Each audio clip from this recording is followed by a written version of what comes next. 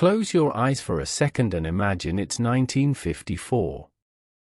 The radio's humming softly in the background, kids are chasing each other through the yard, and the smell of something sweet drifts from the kitchen.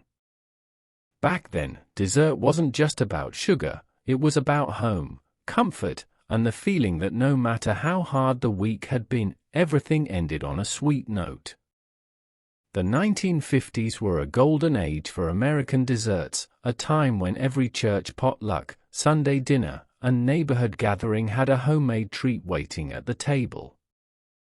From creamy pies chilled in vintage iceboxes to fluffy cakes whipped with love and patience, these recipes carried the warmth of family and the flavor of tradition. But as years passed, these beloved desserts slowly disappeared, replaced by boxed mixes, fast food, and shortcuts that couldn't capture that same magic. In today's video, we're digging deep into the sweetest part of American history, 12 forgotten desserts from the 1950s that truly tasted like home. Each one has a story, a flavor, and a memory worth reliving. So grab a spoon, settle in, and let's rediscover the desserts that once made America smile. $1 Million Pie.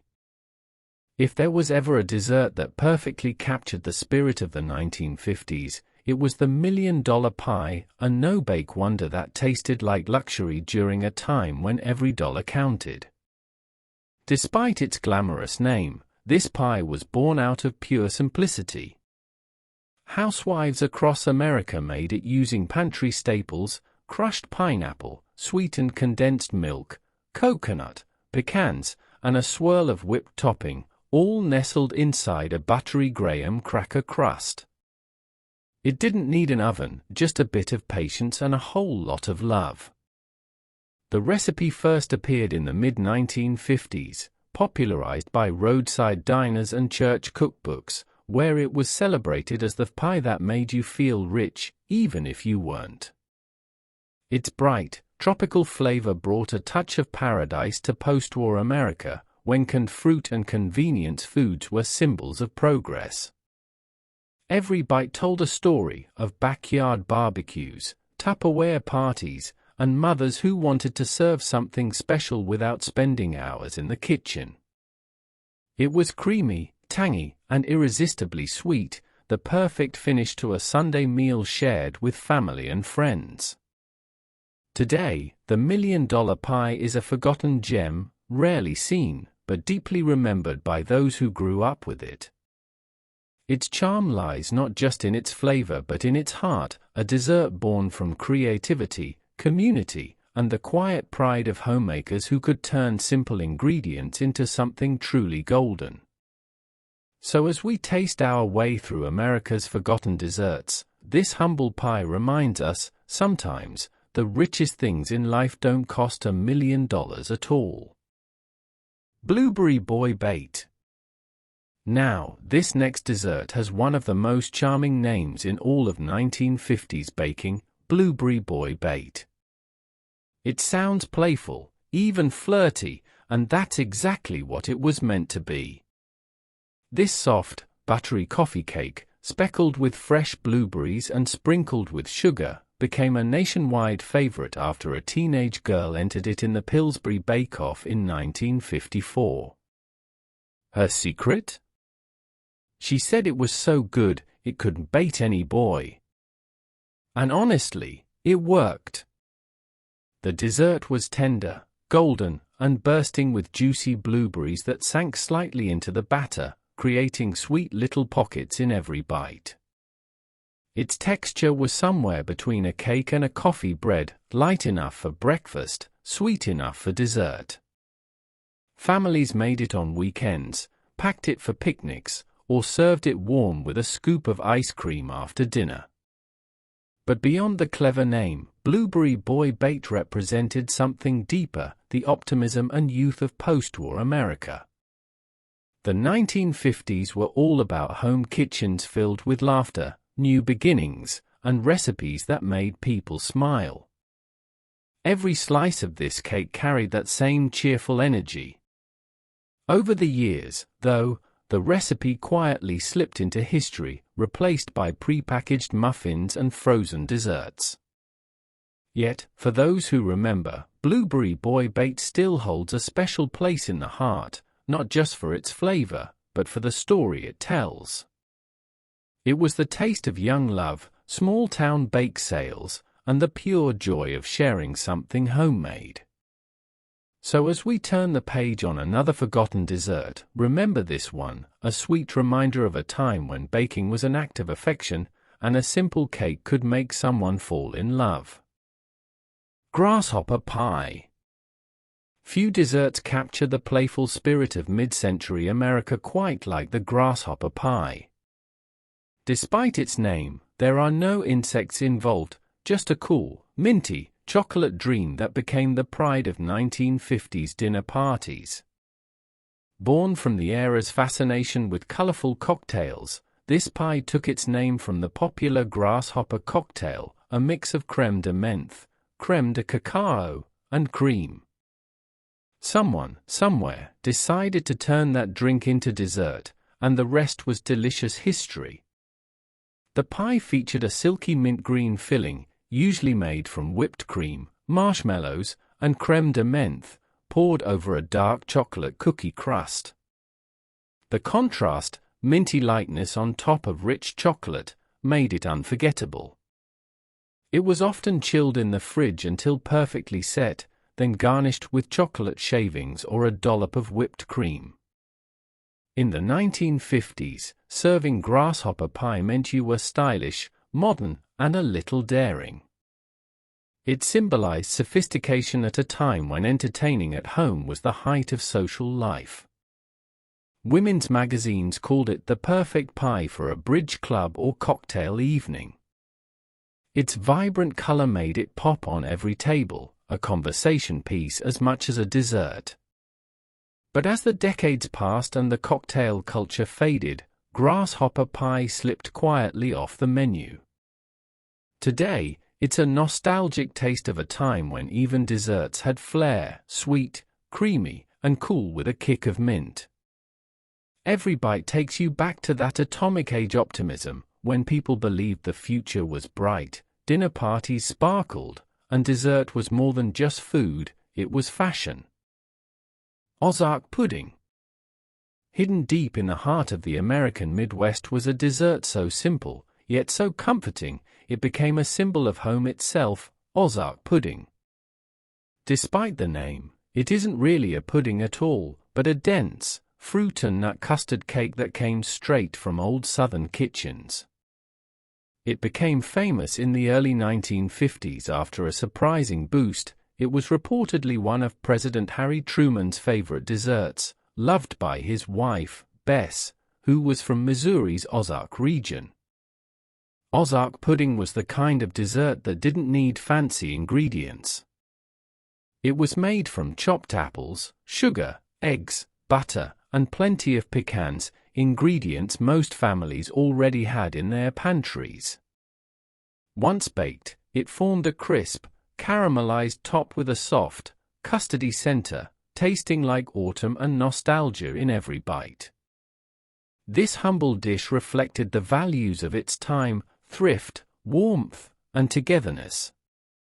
During the 1950s, families often ended Sunday suppers with a pan of Ozark pudding, served warm with a drizzle of cream or a scoop of homemade ice cream. It wasn't about presentation or perfection, it was about comfort. Over the years, as trends shifted toward more glamorous, store-bought desserts, this rural treasure faded from the spotlight. But in its quiet simplicity lies the soul of American cooking, recipes passed from mother to daughter, handwritten in faded ink, baked in well-worn pans that held decades of memories. Ozark pudding may not look fancy, but its taste carries history, the sweetness of family, the scent of home, and the timeless reminder that the best desserts are the ones made with love. German chocolate cake. When people think of classic American desserts, few realize that one of the most famous isn't German at all. The German chocolate cake was born right here in the US, and it became a nationwide sensation in the 1950s. Its story began with a man named Samuel German, who created a special sweet baking chocolate for Baker's Chocolate Company back in the 1850s. But the dessert itself didn't rise to fame until nearly a century later, when a Texas homemaker submitted her recipe for German's chocolate cake to her local newspaper in 1957. The recipe spread like wildfire. It was rich, decadent, and unlike anything most people had ever tasted. Layers of moist chocolate cake filled and frosted with a gooey mixture of coconut, pecans, butter, and evaporated milk. It wasn't just dessert, it was a celebration in cake form. Families baked it for birthdays, church gatherings, and holidays, proudly serving slices with tall glasses of cold milk. In the polished kitchens of the 1950s, this cake represented pride and progress. Housewives loved it because it looked fancy yet could be made from scratch with ingredients from the grocery store, no mix required. The frosting, thick and caramel-like, gave it a texture that felt both rustic and indulgent. Though its popularity eventually faded with the rise of boxed cake mixes and supermarket shortcuts, German chocolate cake still stands as one of the sweetest symbols of mid-century American baking, a dessert that turned ordinary evenings into special occasions. So, the next time you see coconut and pecans together, remember this slice of history, a German cake that had nothing to do with Germany, and everything to do with the warmth and creativity of 1950s America. 7-layer gelatin salad. Now this one might surprise you, because in the 1950s, gelatin wasn't just dessert, it was art. The 7-layer gelatin salad was one of the most colorful creations ever to hit the American dinner table. Bright, jiggly, and mesmerizing, it wasn't really a salad at all, it was a showstopper layered with rainbow-colored jello, creamy fillings, and sometimes even bits of fruit or whipped topping in between. It all started in the post-war era when gelatin became a symbol of modern convenience. Housewives loved Jell-O because it was easy, affordable, and endlessly creative. With food coloring, molds, and patience, they could turn a simple dessert into something spectacular, a centerpiece for birthdays, church luncheons, and holiday buffet. The 7-layer gelatin salad was the ultimate expression of that creativity. Each layer had to be poured carefully, one at a time, waiting for the last to set before adding the next. It could take hours, but the final result was worth every minute. Kids loved it for its colors. Adults admired it for its beauty. And in those polished kitchens of the 1950s, it represented the height of domestic pride, proof that a good homemaker could make even gelatin glamorous. But as decades passed, this wobbly wonder lost its place at the table, replaced by instant puddings and ready-made desserts. Still, for anyone who remembers the sparkle of those layered colors under soft kitchen lights, it remains unforgettable, a sweet reminder of when presentation mattered just as much as taste. The 7-layer gelatin salad wasn't just a dessert, it was joy made visible. A shimmering, edible rainbow that made every meal feel like a celebration. Stained glass gelatin cake. If there was ever a dessert that looked like pure happiness on a plate, it was the stained glass gelatin cake. Born in the creative kitchens of the 1950s, this dazzling treat turned something as ordinary as Jell-O into a work of edible art. Imagine cubes of brightly colored gelatin, cherry red, lime green, lemon yellow, and sky blue, suspended inside a creamy, vanilla-infused base. When sliced, it looked just like stained glass sparkling in the sunlight. This dessert became a favorite at church picnics, potlucks, and children's parties. Housewives proudly displayed it at the center of the table, where guests couldn't help but stare in awe. It wasn't about luxury ingredients, it was about imagination. With just a few boxes of flavored gelatin, condensed milk, and patience, anyone could create something beautiful enough to rival a bakery display. In the 1950s, presentation was everything. America was entering an age of color TV, pastel kitchens, and decorative dining. The stained glass gelatin cake fit perfectly into that trend, symbolizing fun, creativity, and a touch of domestic elegance. Each bite was cool, sweet, and nostalgic, the kind of dessert that made kids giggle and adults smile. And while it eventually disappeared from modern dessert tables, its charm never really faded. Today, it's a forgotten gem of mid-century Americana, proof that even the simplest ingredients could become something magical with a little time and care. The stained glass gelatin cake reminds us that desserts in the 1950s weren't just made to be eaten, they were made to be admired, shared, and remembered. Cherry Angel Food Cake. Light as air, pink as spring, and sweet as a Sunday afternoon, that's how people remembered Cherry Angel Food Cake. This delicate dessert was a 1950s masterpiece, combining the soft fluffiness of angel food cake with the bright, fruity joy of cherries. It wasn't just a dessert, it was a celebration of everything wholesome, cheerful, and homemade about post-war America. In the years after World War II, women embraced recipes that felt both modern and comforting. Angel food cake, with its cloud-like texture, was already a favorite. But when home bakers began folding in chopped maraschino cherries, their syrup tinting the batter a delicate blush, it became something new entirely. The result was a dessert that looked festive without being fussy, light enough for warm weather gatherings but elegant enough for Sunday dinners or church socials. Each slice shimmered with pink specks, often topped with a drizzle of cherry glaze or a scoop of whipped cream. It wasn't overly rich, but it was beautiful, and in the 1950s, beauty mattered as much as flavor. Cherry Angel Food Cake perfectly captured that era's optimism, soft, sweet, and always picture-perfect. Over time, as boxed cakes and canned frostings took over, this homemade classic quietly faded away. But for those who remember it, one bite could transport them straight back to a time of laughter-filled kitchens, lace tablecloths, and the hum of a family dinner winding down. The Cherry Angel Food Cake wasn't just dessert, it was nostalgia baked into every airy crumb, a reminder that sometimes, the lightest things can leave the heaviest mark on the heart. Bananas Foster.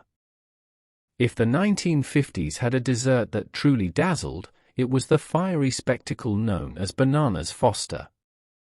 Born in New Orleans in 1951, this dessert wasn't just served, it was performed. Tableside, before astonished guests, a waiter would ignite a pan of butter, brown sugar, cinnamon, banana liqueur, and rum, sending blue flames dancing into the air as ripe bananas caramelized in the bubbling sauce. The story goes that it was created at Brennan's restaurant to honor a local businessman, Richard Foster, but its fame spread far beyond Louisiana. Within years, it became a symbol of Southern elegance and showmanship, capturing America's growing love for drama in dining. The rich, buttery sauce was spooned over scoops of vanilla ice cream, melting it into a golden, boozy swirl of perfection. In the 1950s, this dessert represented more than flavor, it embodied sophistication. It was what you served when you wanted to impress, when dinner wasn't just about eating but about experience. Housewives clipped recipes from newspapers, attempting their own version of the flambé at home, often with hilarious, smoky results. But what made Bananas Foster unforgettable wasn't just the fire. It was the way it blended indulgence and warmth, a dessert that felt alive, both literally and emotionally. The sweet aroma of caramelized bananas filled the room, wrapping everyone in a glow that felt almost magical.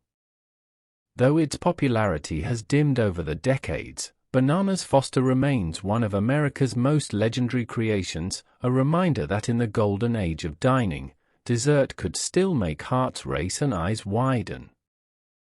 Lemon chiffon pie. In the bright, hopeful kitchens of 1950s America, few desserts captured the spirit of the era like lemon chiffon pie. It was light, elegant, and modern, everything the decade stood for. Housewives adored it not only for its airy texture and refreshing taste but also because it felt fancy without being difficult. A single slice could brighten even the simplest meal, its tangy lemon flavor dancing between sweet and tart.